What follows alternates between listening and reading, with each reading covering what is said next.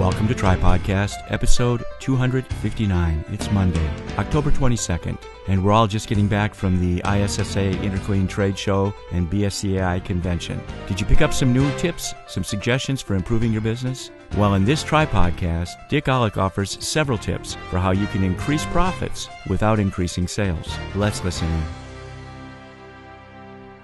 I want to talk with you in this particular Tripodcast about how we can add profits without adding sales to our companies. You know, many companies are having difficulty right now adding business, and if they do, frankly, most of them are having difficulty maintaining profit levels to where they should be. You know, many of us are discounting the price so that we can keep the business or get the business. But let's talk about how we can maybe increase our profit and yet not have to bring any new business on board. That should have got somebody's attention.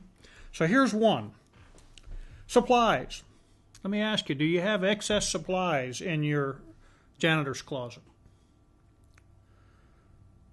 If you review this item at least every 6 months, I think you're going to find that you can almost always return some of the supplies from the closets that you have back to the warehouse. And that's money, because that's money that you've spent already, but you can bring it back and reissue it to another building. I insisted in our organization that every 6 months we did what we called a retuning of each building, of each account.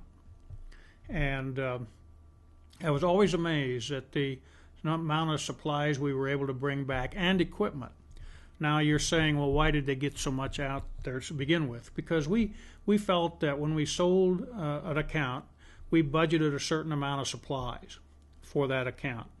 And I was pretty lenient I didn't try to dictate to people, you must have one mop, this, and you must have one of these. I said, here is your budget, supervisor of the building.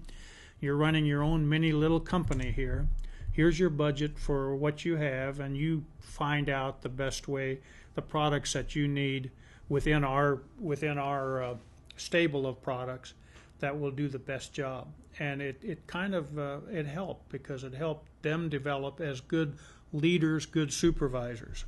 But you know, as things happen, and we all do it, we're kind of natural hoarders, I guess, of products. We always want to save that for a rainy day, just in case the supply order doesn't get here on time. I've got enough. And so we kind of hoard that, and just in case is one of those phrases that we use so much in this industry. Just in case we have an emergency, just in case I don't get my supply order on time, I want to make sure I have these supplies. Does that sound familiar? Now, but let me ask you, how about, are you using the latest supplies and equipment to create a better job? If you find a vendor who has something that will save you money, save you time, are you implementing it so that you don't need maybe as many supplies? Maybe you can use better equipment so that you can do the job faster. You know, while at it, how about MSD books? Are you this maybe doesn't create you a lot of profit, but it will save you a lot of expense if you're caught by OSHA with an MSD book that is out of date. So let me suggest that's a good time to be doing that. What about spray bottles? Are there any without labels?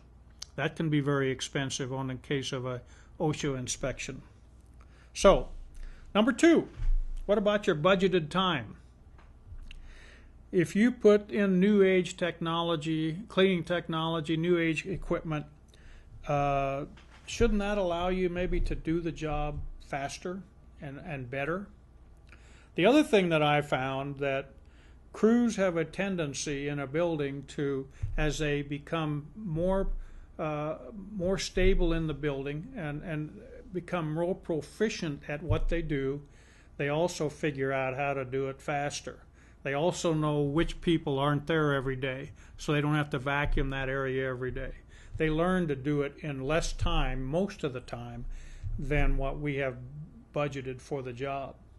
If that's the case, there's another opportunity. Did you know that 15 minutes a day, reduced in 10 buildings, that are 5-night-a-week accounts, and let's say you're paying a loaded rate of $10 an hour, including all your payroll taxes. If you did that, you would save $650 a month. Let me run that by you again. If you save 15 minutes a night in 10 buildings that are 5-night-a-week accounts, 15 minutes a night in each building, $650 a month, over $8,000 a year. That pays for a few people to go to the convention, doesn't it? That plus whatever you can save in supply costs. So that's a big number. You know, if you go to my website, www.consultantsandcleaning.com, click on the DVD section, and over on the left-hand side of that is a chart that says it's only 5 minutes. You can download that chart, and it'll give you an idea of what just 5 minutes a day with a certain number of people at certain wage scales will cost you over the course of a year. It's pretty astounding. So how about it?